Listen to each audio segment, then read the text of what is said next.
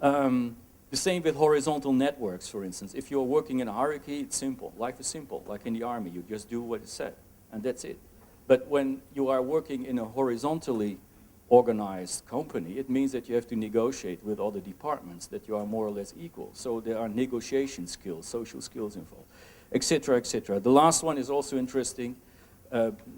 We used to come from a situation where you have fixed schedules and patterns, and now it is like you can work everywhere, anywhere, with whom you want, etc. So it means that there is self-control, which is actually a psychological mechanism that is getting more and more important. The same applies to jobs. Physical jobs are replaced by jobs who are, let's say, more mental or emotional in nature. You have to deal with other people, which means that you have to be responsive to the emotional needs of others, which means that you have to apply different psychological skills. So all these things actually boil down to a simple conclusion, namely that there is a kind of psychologization going on in our work. So the mental capital is becoming more and more important.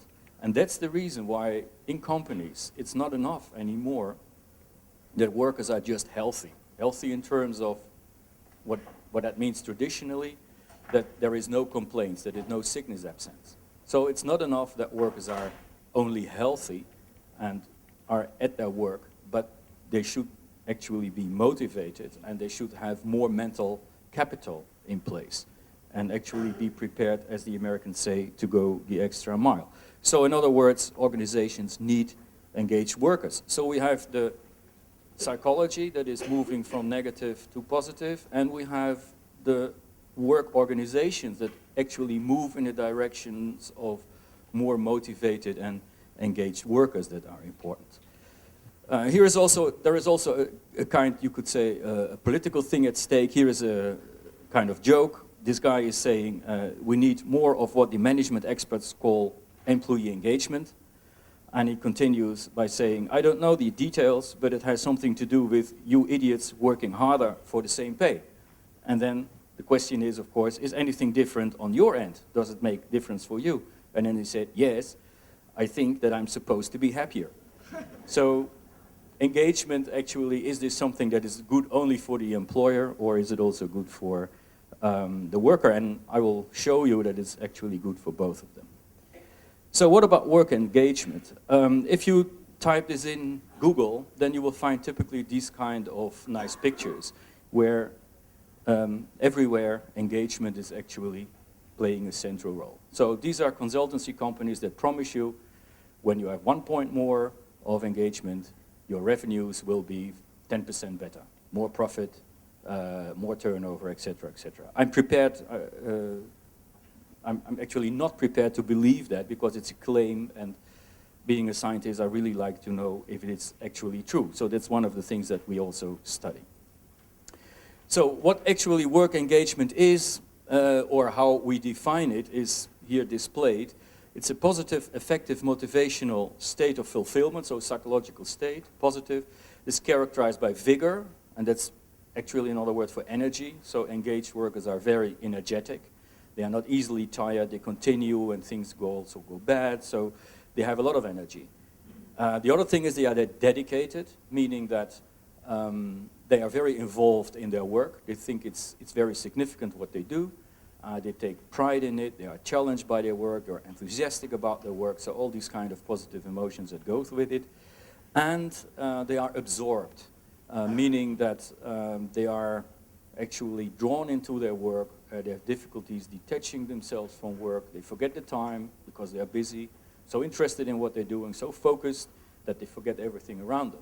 So this comes very close to the concept of flow, actually.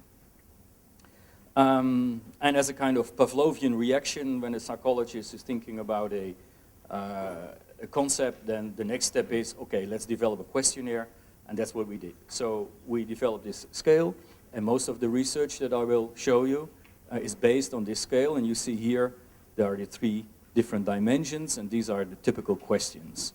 Meanwhile, it's translated in more than 22 languages, so that means that there is also an international, interesting international spread out of it. If you think about worker well-being, you can do it in a rather systematic way, and I show you this in order to see how work engagement maps into other concepts that are used to define employee well-being. And what I use here is a well-known model. It's actually a circumplex model of emotions of Russell. And you see this space is defined by two dimensions. One dimension is activation, deactivation. The other is displeasure and pleasure. And on the surface here of the circle, you see all these kind of emotions. And of course, when you think about engagement, where would you place it? In which quadrant? Okay. And we have at the same time the opposite, which is burnout, which is actually you are tired, deactivated, and it's unpleasant. So it's not a very nice state of mind. And then we have two others, which is more interesting, I think, even. Satisfaction and work addiction. Work addiction, at least in my view, is something negative, because people don't like to be addicted. They want to change it, but they cannot. And it's activated. They're very active. Satisfaction is, it seems to be that this is the most desired state, because you're calm, contented.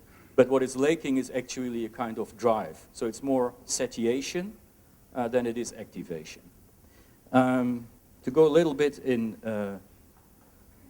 more detail to show, because I think this is extremely important also in companies, because many companies have employee satisfaction surveys, and we think that employee satisfaction survey is actually not the right instrument, it's not the right focus. The focus should be on engagement. And why?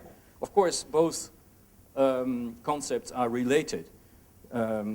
Correlation of 0.53, you can say it is high, it is low, it's 25% of the variance, so I don't think it's very high, but it is significant proportion, of course. But here is the interesting thing.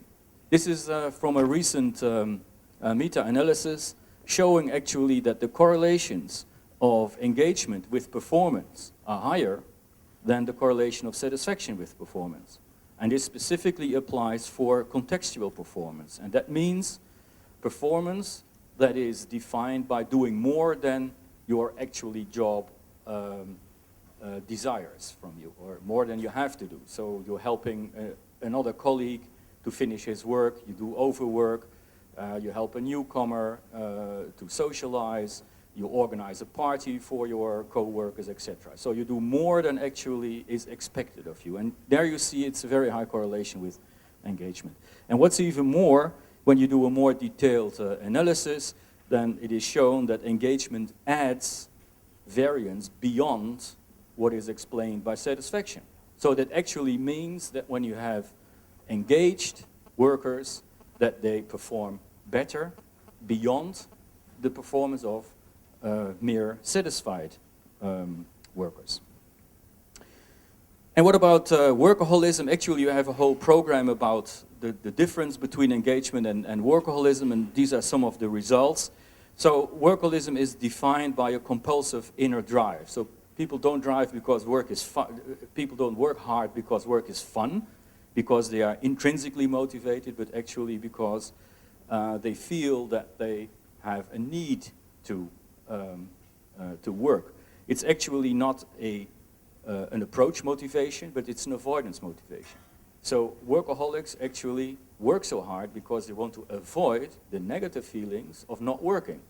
So when workaholics do not work, they feel guilty, they feel useless, they feel restless, and in order to avoid these negative feelings, they are working hard. So which is psychologically completely different from engagement, which is defined by an approach motivation. So we also found that it has to do with your attachment styles that you acquired during your childhood. So more secure attached persons are more likely to be engaged, and more insecure people are more likely to be work engaged. And as you see, also there is job dissatisfaction and satisfaction. So overall, the picture is that there are two ways of working hard, let's say, a good way, which is work engagement, and a bad way, which is workaholism.